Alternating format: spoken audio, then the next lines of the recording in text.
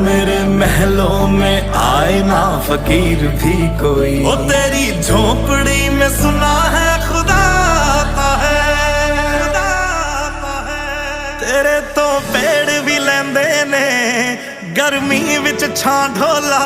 तू कुदरत दा करिश्मा है ते रब दी सच्ची बां ढोला। वे हाँ ढोला, वे हाँ ढोला, तेरा किन्ना सोहना ना ढोला। वे हाँ ढोला, वे हाँ ढोला, तेरा किन्ना सोहना ना ढोला।